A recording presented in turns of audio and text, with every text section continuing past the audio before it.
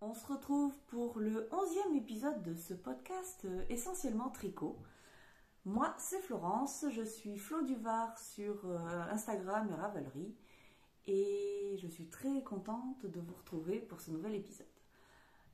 Tricot essentiellement et parfois un peu de couture, mais pas aujourd'hui puisque j'ai découpé une chemise depuis la dernière fois. Enfin, j'ai découpé le tissu d'une chemise depuis la dernière fois, mais ça s'est arrêté là.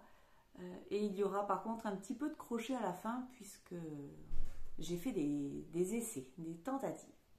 Voilà. C'est un podcast habituel avec les tricots terminés, les tricots en cours, les projets parce qu'il y en a plein. Et puis voilà, on commence de suite. Alors, je porte mon gilet praline que je vous avais présenté la dernière fois, qui est un gilet en fingering, idéal pour cette saison, cet automne, puisque ça y est, hein, nous y sommes. Donc, tricoté en laine biscotte, qui est une laine québécoise. C'est le gilet de Loli l'a fait, et que j'ai un peu modifié en rajoutant... Non, j'ai cru que je m'étais tachée à l'école. Non, c'est la laine qui est comme ça. En rajoutant des côtes torse sur les manches, en le faisant un petit peu plus long, puisque la version initiale est crop. Et puis, il n'a toujours pas de bouton.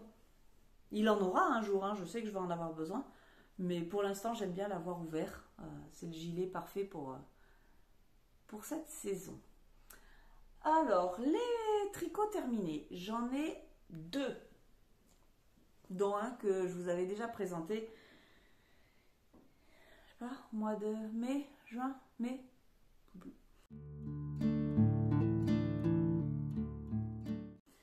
Il s'agit du châle d'Andrea Mori, le Birds of a Feather.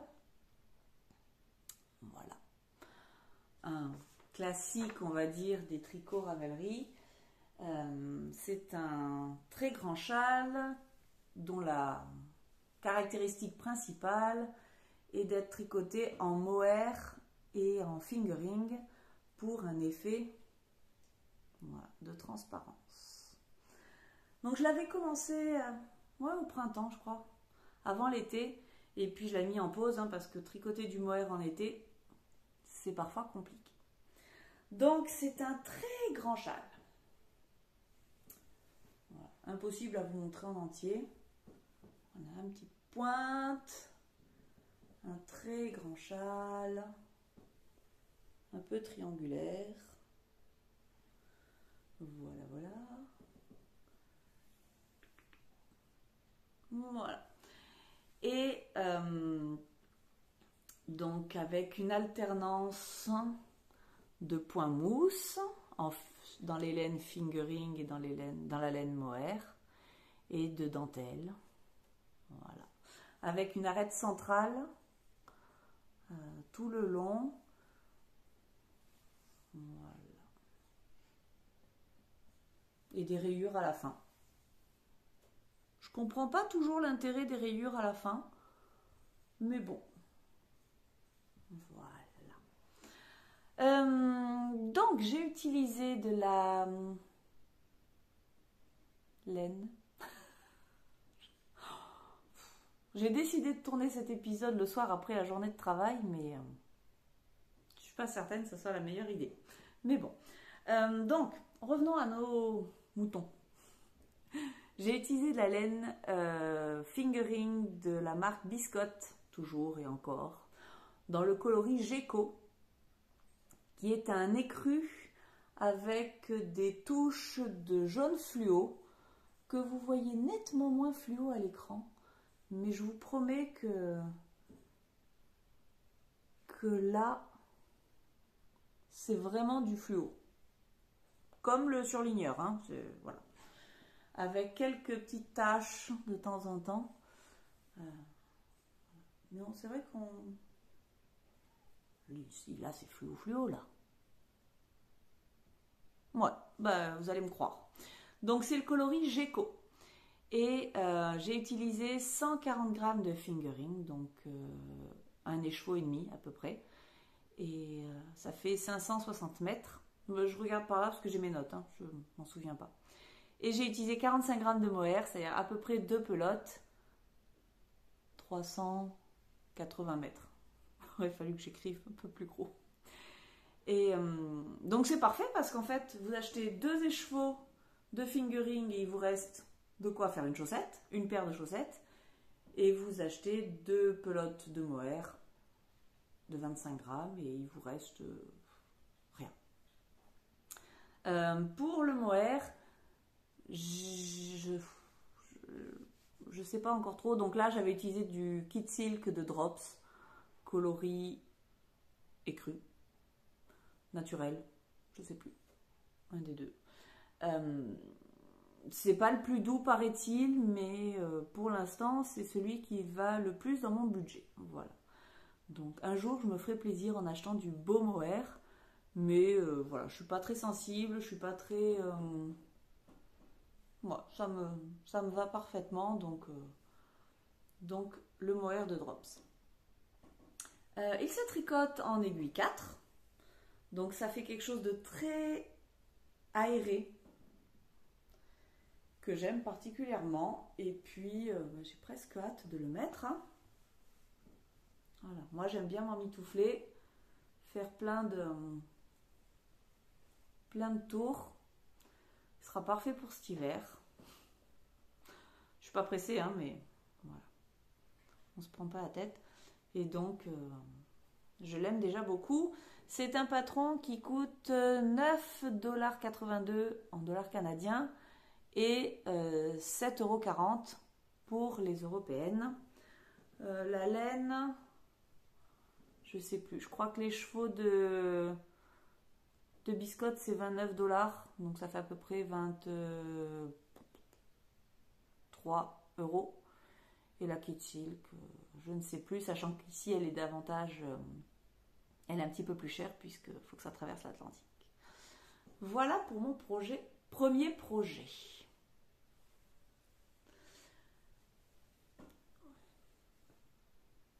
Ensuite, alors la dernière fois que je vous avais quitté, j'hésitais, je venais de finir mon gilet praline. J'ai un t-shirt avec des épaisseurs en dessous. Ce ne sont pas mes muscles. Donc j'avais fini mon gilet, j'avais fini le châle qui est parti pour un cadeau. J'ai fini les mitaines qui sont parties aussi. Et j'avais dit, j'hésitais entre deux gilets. Un gilet de demi-saison en coloris turquoise et puis un gilet en laine. Mais je sais pas, j'avais pas envie de repartir sur un gilet, j'avais pas envie de devoir trop réfléchir sur une construction, faire un échantillon. Ouais, un gilet c'est facile une fois qu'on est parti, mais au début ça demande quand même un petit peu de réflexion. Et même si c'est la saison pour laquelle j'aime le plus porter mes gilets, voilà, il faut que ça reste un plaisir le tricot, donc j'ai changé complètement de projet et je suis partie sur le sac Technicolor de Petite Knit.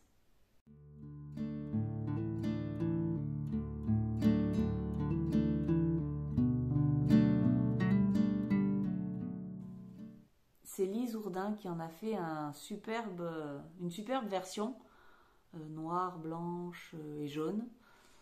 Et c'est vrai que je me suis dit, allez, pourquoi pas. Donc, ce sac-là, c'est un modèle qui se tricote avec 3 brins de laine Deka ensemble. Alors, autant vous dire qu'on a plutôt l'impression de tricoter avec des pieux puisque ça se fait en 8. Je n'ai plus mes aiguilles 8, je les ai rangées, que j'ai acheté exprès parce que je n'avais même pas d'aiguilles 8 avec moi. Et j'avais décidé d'utiliser tous les restes de Deka que j'avais parce que je ne sais pas trop dans quoi les utiliser. Autant la fingering c'est facile, on l'utilise dans des chaussettes. À condition qu'il y ait du nylon. Par contre, la DK, j'en avais jamais assez pour faire des chaussettes. Faire un pull en DK, oui, mais avec des restes, tout de suite ça fait des rayures. Je suis pas très fan des rayures. Donc je ne savais pas quoi en faire. J'ai donc décidé de faire ce sac-là, que je vous montre de suite. Et voilà. Alors, faut pas trop regarder les fils, hein. Il y a un peu de tout. Si vous voyez d'ailleurs, il est un peu irrégulier parce que les fils n'ont pas tous la même épaisseur. Même si, juste en regardant les étiquettes, en fait, ça correspondait bien à de la DK. Donc 210, 220 mètres pour 100 grammes. Mais j'ai trouvé quand même qu'il y avait de sacrées différences d'épaisseur quand même. Alors, je ne vais pas vous faire la liste de tout ce que j'ai utilisé, mais je suis partie sur du noir. C'est un vieux fil que j'avais acheté à l'époque, il y a facilement 10 ans, à Jiffy, je crois, au tout début où je tricotais, parce que c'était pas très cher. Et puis, pour des premiers essais, c'était très bien. Donc, j'avais ce fil noir, mais j'en avais quand même pas mal. J'avais, je crois, 300 mètres ou 400 mètres, donc ça m'embêtait de le jeter. Et puis, d'un autre côté, voilà, hein, c'est de l'acrylique, pas terrible. J'avais pas mal de fils marron comme ça, que j'avais déjà utilisé pour, je sais plus, des mitaines ou je sais plus trop quoi. Ah si, des mitaines et un bonnet. J'avais ce fil bleu pareil qui m'avait servi, le bleu clair là, le bleu jean, pour des mitaines. Et j'en avais encore une pelote, alors que je croyais avoir écoulé mes réserves, mais non. J'avais de l'écru comme ça. Alors je savais que l'écru j'en avais pas assez, mais j'avais de l'écru, j'avais du beige clair, j'avais de l'écru en déca, de l'écru en fingering. J'ai tout mis ensemble. J'avais du bleu comme ça, comme c'était la couleur centrale, je sais qu'il m'en fallait moins, et ça c'est mon reste de pull RL que j'ai tricoté l'hiver dernier. Et puis voilà. Donc au niveau des quantités, ça allait à peu près, et je me suis pas pris la tête. J'ai commencé avec le noir et le marron. J'ai rajouté, comme c'est indiqué dans les patrons, le blanc, là, l'écru. J'ai rajouté le bleu. Forcément, à un moment, j'ai manqué de blanc, mais c'est pas grave, je vous dis, j'ai rajouté tout ce que j'avais. Il n'était pas question que je rachète de la laine pour ce projet-là. Je me suis dit, c'est un sac de restes, je vais faire avec les restes. Et puis, sincèrement, pris dans le dégradé, est-ce que ça se voit beaucoup que ce ne sont pas toutes les mêmes couleurs? Non, voilà, ça fait très bien l'affaire. Voilà. Et j'en suis très contente. Par contre, ma laine noire était quand même... C'était pas de la laine DK, c'est pas possible. Je pense qu'elle était beaucoup plus grosse. Mais c'est pas grave, je voulais les couler. Donc c'est un peu plus gros au niveau du noir qu'au niveau du bleu. Mais c'est pas grave, c'est un sac. Il va s'étirer, il va vivre, voilà, il va faire sa vie. Je vais pas vous donner non plus les quantités exactes.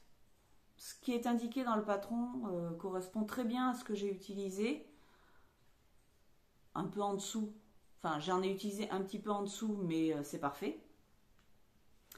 Au niveau de la construction, j'ai choisi de commencer comme une chaussette géante. Donc avec un Judy's Magic Caston que j'ai fait un peu dans la douleur. Parce que donc j'ai acheté des aiguilles de 8 mm qui faisaient 80 cm. Parce que c'est le plus grand que j'ai trouvé quand j'en ai eu besoin. Le Judy's Magic Caston avec autant de mailles, et avec 3 brins, ça n'a pas été une partie de plaisir. J'étais vraiment limite pour faire le Magic Loop. Il a fallu vraiment que je tasse mes mailles sur les aiguilles. Je vous cache pas que les premiers 5-6 cm ont été épuisants, sportifs. Voilà. Mais après, c'est vraiment un plaisir à tricoter. On change, on rajoute de la couleur, on enlève un fil, on rajoute une autre. C'est vraiment tout bien expliqué dans le patron et c'est super agréable. Puis ça se tricote en rond, donc ça se fait presque tout seul. Après, je tricotais 5-6 rangs un soir et puis je m'arrêtais, je passais à autre chose parce que on tire davantage, ça appuie davantage et c'est moins agréable, c'est moins fluide qu'un pull ou qu'un gilet, qu'un tricot habituel, voilà. Mais le résultat est là. Après, elle vous explique comment faire les anses.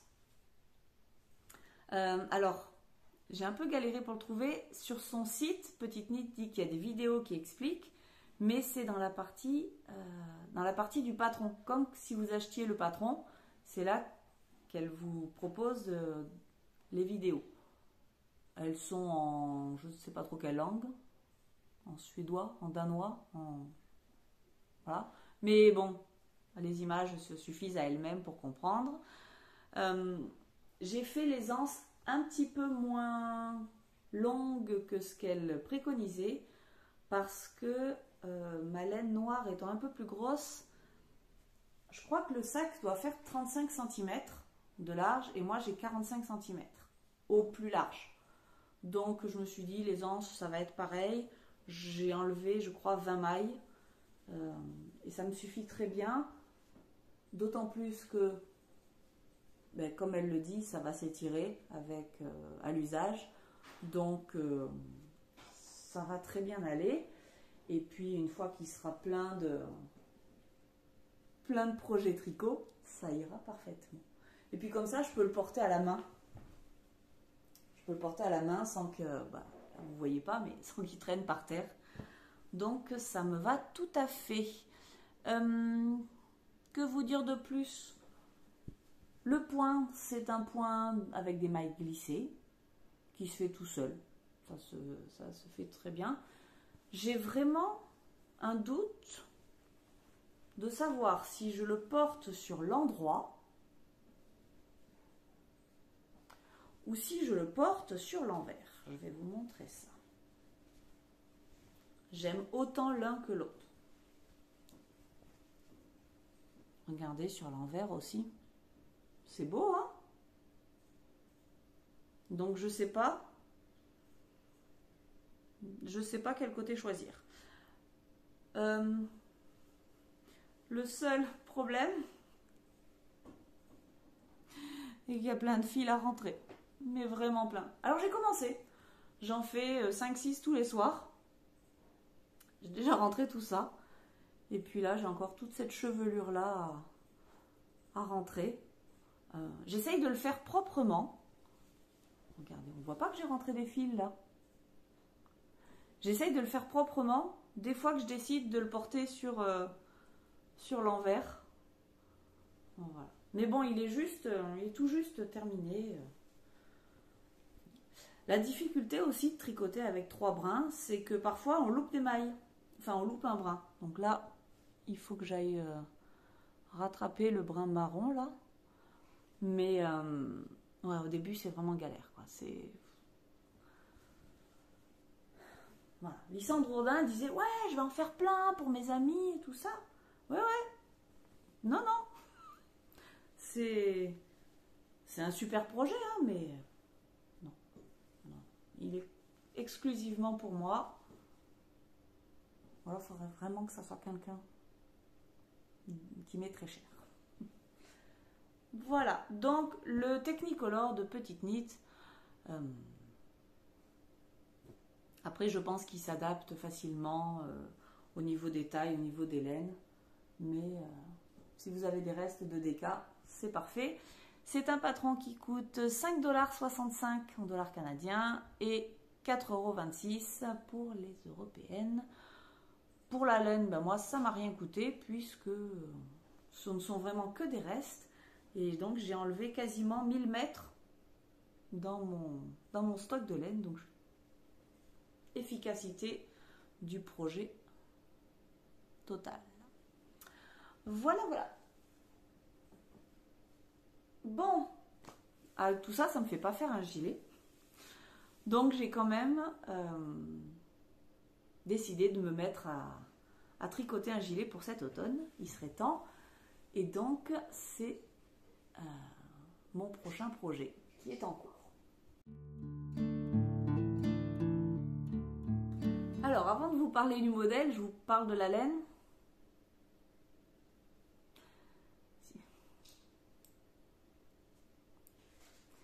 S'il y a ça, ça veut bien dire ce que ça veut dire. C'est tout détricoté. Bon, pas tout, hein, en fait, non. J'ai eu un faux départ. Alors, c'est de la laine Nord de Drops. Le coloris, j'en sais rien. Ça, c'est de la préparation. Puis, j'ai même pas l'étiquette. Bon, je vous marquerai tout dans... Je tiens à jour mes fiches Ravelry, en principe. Donc, je vous marquerai le nom du coloris. Une espèce de rouge brique terracotta. Coloris automnal. Tout à fait. Donc, c'est un gilet en fingering. Et pour l'instant, il n'y a que quelques rangs de côtes. De côtes, à l'endroit. Les côtes torse. Des côtes torse en aller-retour. Voilà. Si je vous parlais du modèle, peut-être que ça serait mieux. Donc il s'agit du cardigan Tanagra de Victoria Maria.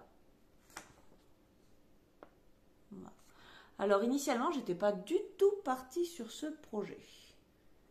J'étais partie sur un modèle de Marguenet, le Fumio, je crois, parce que je voulais vraiment un gilet en fingering. Et c'est un gilet, j'essaierai de vous mettre une photo, si je pense, lors du montage. Mais c'est un modèle qui a, au niveau de la taille, qui a un jeu de texture que j'aime énormément.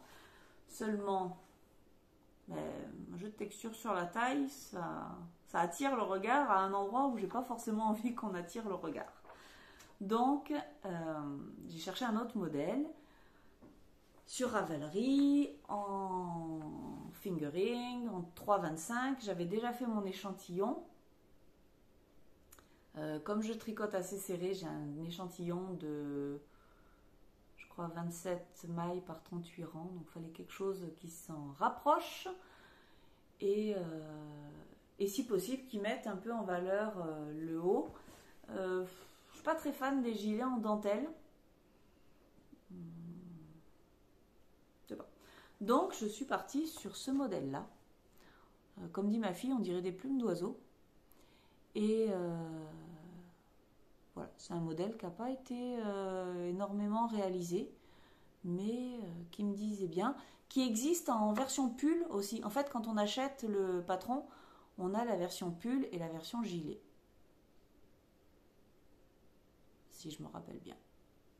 Je l'ai acheté avant-hier et j'ai déjà oublié. On va dire ça. Voilà. Donc, il se commence par la bande d'encolure. Que voici, que voilà. Et par contre, il ne faut pas commencer une bande d'encolure quand on est fatigué, hein, parce qu'on ne sait pas compter le nombre de mailles. Voilà, c'est ce qui m'est arrivé. Donc, quand j'ai commencé la dentelle, j'avais trop de mailles. Donc, j'ai essayé de tricher un peu en faisant 2 mailles ensemble pour... j'avais que 2 mailles en trop. Mais en fait, je me suis dit... au début, je me suis dit, ouais, c'est en bas, ça va pas se voir, ce serait bien. Je me suis dit, non, Flo. C'est l'encolure. Ça va être ici. Donc, ça va se voir. Ça va être juste devant. Là, moi, je vais voir que ça. Je me connais. Donc, allez, ni une ni deux, j'ai tout défait. Et puis voilà. Donc, j'ai défait tous les rangs. Bon, il n'y a pas énormément, mais tous les rangs de côte. Et j'avais commencé à faire la dentelle. Autant vous dire que la dentelle ne va pas pouvoir être tricotée devant la télé, puisqu'il y a des motifs à l'endroit et à l'envers, enfin sur les rangs endroits et sur les rangs envers, que ça prend un certain temps, avec des mailles torse, des mailles des augmentations intercalaires, torse aussi, enfin il y a tout un... C'est bien expliqué. C'est un patron en anglais, mais bon, c'est bien expliqué, il n'y a pas de problème, mais voilà, ça va demander une certaine rigueur. J'avais mis des anneaux marqueurs un peu partout, à chaque répétition, pour pouvoir me repérer assez facilement, mais voilà, j'ai dit, c'est pas grave, j'avais commencé à le tricoter que depuis 2 jours. Le tricot, c'est aussi ça, je préfère un projet bien réalisé, plutôt que de me dire, un truc qui me chiffonne là, je me connais, ça va me déranger. Donc, on est reparti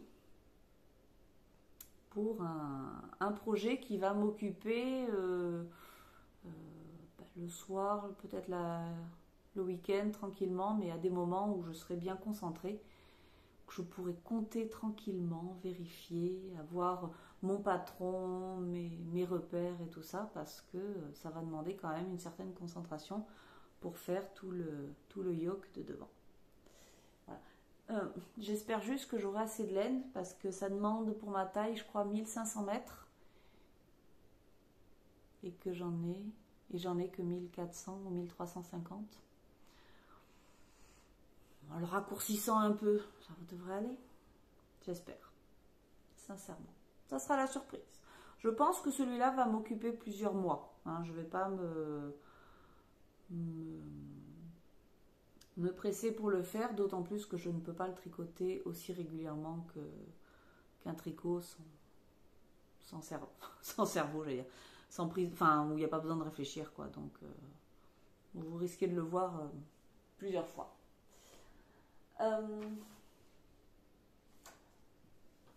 Du coup, il me faut un tricot sans cerveau. C'est comme ça qu'on dit? Je sais plus. Sans prise de tête. Donc, j'ai commencé une nouvelle paire de chaussettes. Du facile, du jersey, tout simple. Une jolie laine autorayante et puis un roule. C'est parti.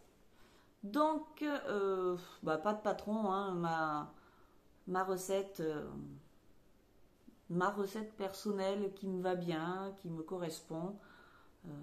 Aiguille de 25, 68 mailles, avec un talon renforcé. Et puis, voilà. Un peu sur le principe des chaussettes élastomères de Lysandre Ourdin, toujours. Mais en fait, je regarde son modèle pour le talon, parce que la dernière fois je l'ai fait, je l'avais bien réussi, il n'y avait pas de petits trous, donc je me sers de son patron pour faire le talon, mais après le reste je le fais à ma sauce. Et j'utilise de la laine biscotte, je change pas une équipe qui gagne, donc de la Bissock, et je n'ai pas l'étiquette non plus. Oh là là. C'est le coloris Carousel. Voilà. Alors, j'aime beaucoup les laines autorayantes et j'avais jamais vu des rayures comme ça. C'est-à-dire que là, il n'y a que 2 couleurs, mais dans chaque couleur, il y a un dégradé. Et j'aime beaucoup. Voilà. Ça fait vraiment des chaussettes d'automne.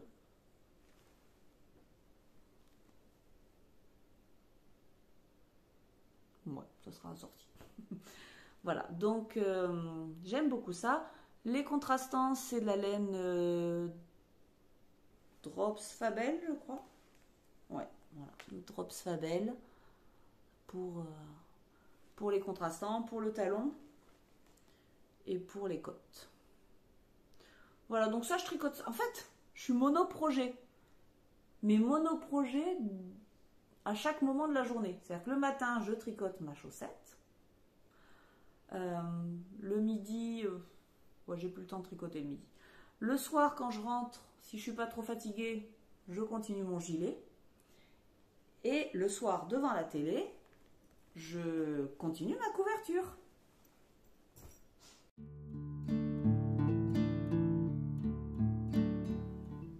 Ma couverture météo qui avance. Et c'est top de tricoter une couverture météo pour regarder la télé parce que je commence à me cacher dessous. Voilà. Ah bah si je vous la montre à l'envers, c'est pas beau. Hop. Voilà, nous avons fait l'été. Avec du jaune, du rouge, du orange. Et puis bon, bah là c'est l'automne, hein, on revient dans le vert.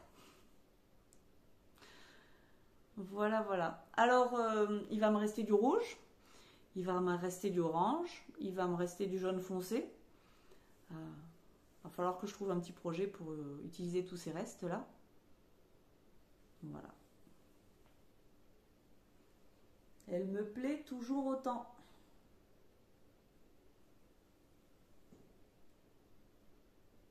Oh là là, c'est beau. Bon, enfin, c'est beau, ça me plaît. Voilà.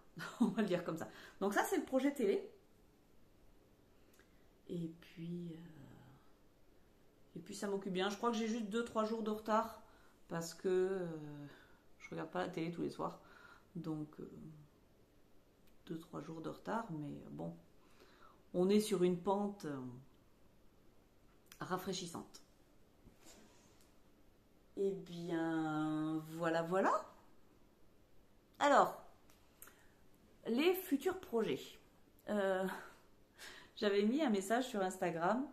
J'étais tentée de faire le cal, le Mystery Cal de Steven West qui commence le 6 octobre, qui s'appelle Twist and Turn. J'en ai jamais fait. Enfin, j'ai déjà tricoté des châles de Steven West, mais toujours après le cal parce que je suis pas très fan des surprises. Enfin, je m'attends à tout. Là, j'avoue que j'aime beaucoup les 2 ou 3 derniers châles qu'il a réalisés. Donc ça me tentait bien d'essayer cette année, d'autant plus que c'est un châle avec 3 couleurs. Donc je trouvais que c'était peut-être plus facile à assortir, parce que quand il demande 5 couleurs, voire plus, là je m'en sens jamais capable. Voilà, j'avais envie de me lancer dans le projet, d'autant plus qu'il y en a beaucoup sur internet qui suivent ça, donc c'est vrai qu'on peut s'aider, on peut partager, c'est assez sympathique.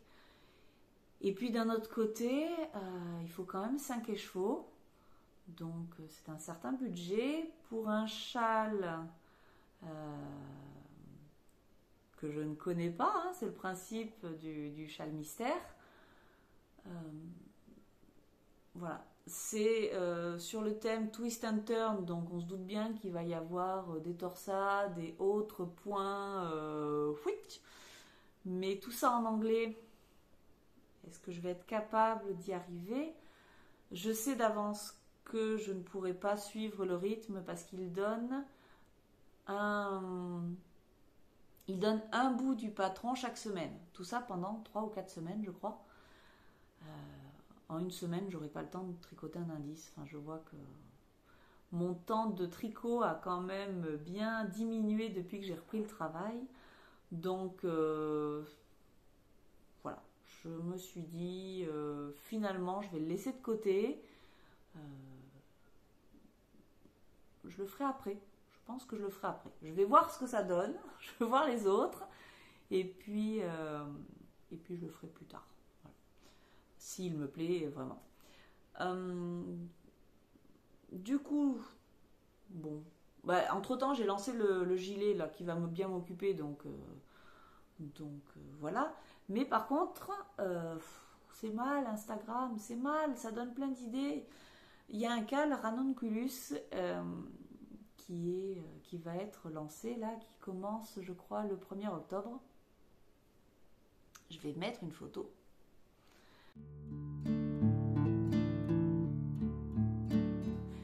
Il y a des modèles, quand ils sortent ou par période, on les voit énormément sur les réseaux sociaux. Et alors moi, ça me fait des boutons. J'aime pas voir... Il y a des modèles que je n'aime pas. Et alors quand je les vois chez tout le monde, du coup, ouais, ça me donne presque plus envie de le faire. C'est le cas par exemple du Love Note. Je n'aime pas ce pull. Tout le monde le fait, tout le monde l'adore. Mais moi, j'aime pas. Je trouve qu'il y a des trop gros trous. C'est pas un pull pour moi.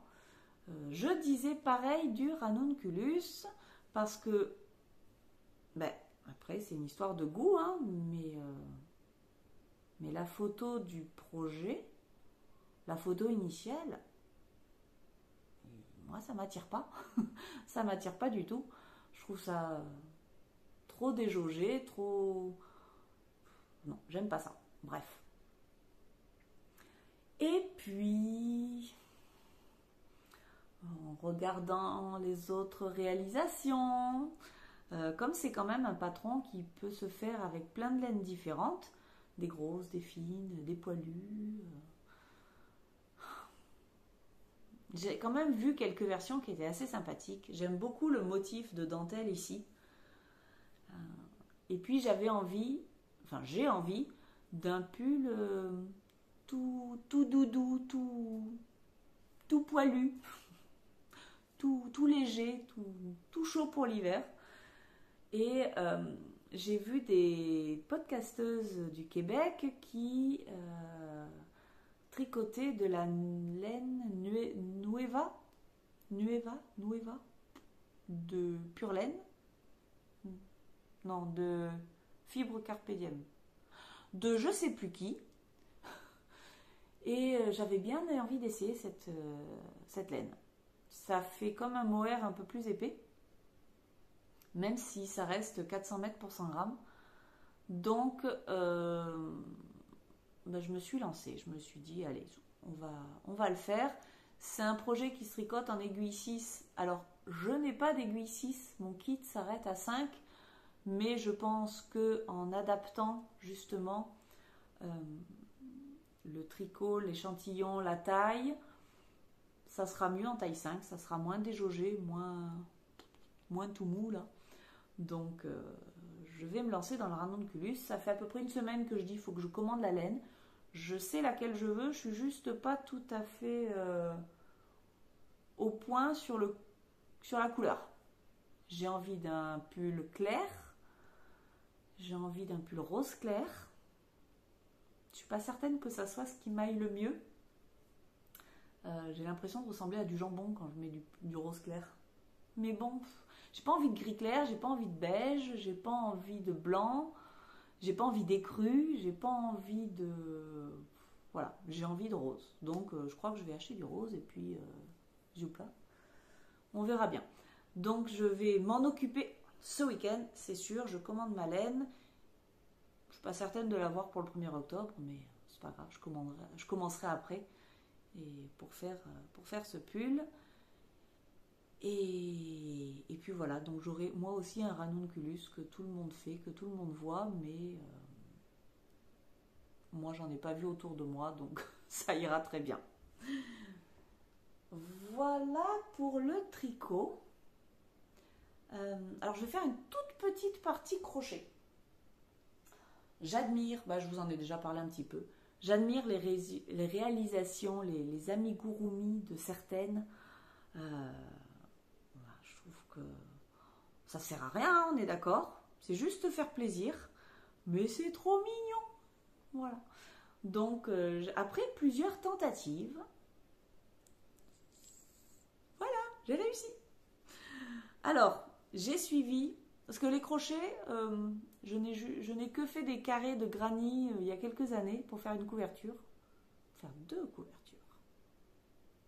Ouais. Mais j'avais jamais fait de crochet. Mais regardez-moi ça comme c'est mignon. Comme c'est kikinou. Voilà, puis il a même une queue. Alors ça c'est... Alors attendez. Ça c'est le premier. Ça c'est la première version que j'ai fait dans un fil... c'est un fil acrylique. On dirait du velours un peu. Ah, vous n'allez peut-être pas le voir à l'écran. Hein, j'ai un peu galéré sur la taille du crochet adéquate. C'est bien marqué. Mais comme je commence trop serré, enfin j'ai galéré. Bon, bref.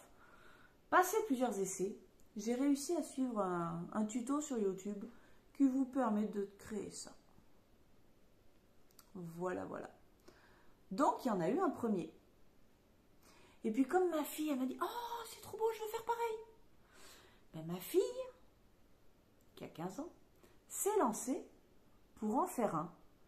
Et en même temps, je faisais un deuxième. Voilà. Donc ça, c'est celui de ma fille. Et ça, c'est le mien. Alors, elle, par contre, elle l'a fait en coton. Parce que moi, il me semblait que le crochet, ça se faisait en coton.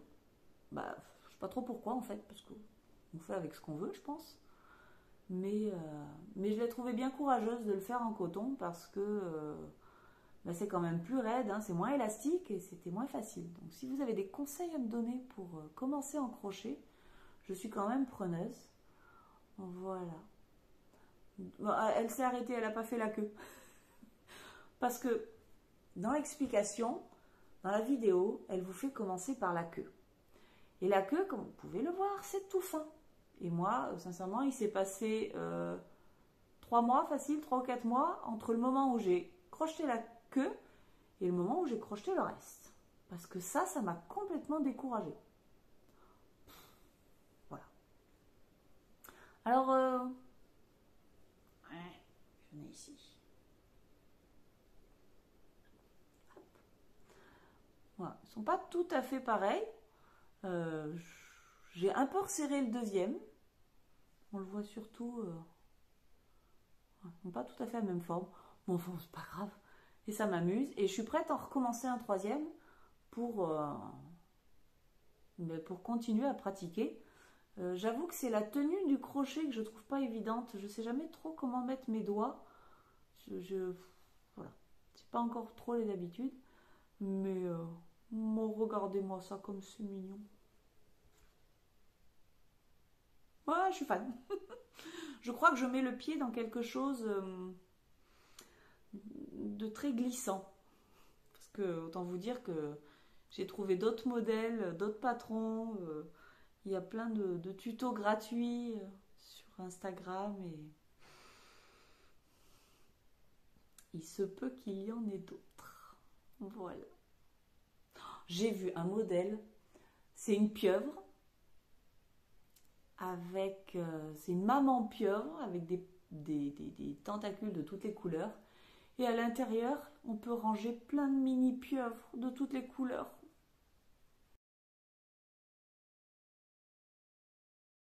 C'est trop chou. Je veux faire ça. C'est mon Graal. Mon Graal, tricoter la pieuvre multicolore et ses petits. Bon, enfin voilà. J'ai de quoi m'occuper pour des mois et des mois. Bah écoutez, je crois que cet épisode est terminé. J'ai bien papoté avec vous. Enfin, j'ai bien papoté toute seule. J'espère que ça vous aura plu. Si vous avez des questions, des commentaires, n'hésitez pas à me les écrire. Et puis, j'espère vous retrouver le mois prochain. Je ne sais pas ce qu'il y aura de terminé, mais c'est le plaisir de papoter avec vous. En tout cas, je vous souhaite une bonne soirée, une bonne journée. Et puis, je vous dis à très bientôt. Bye bye!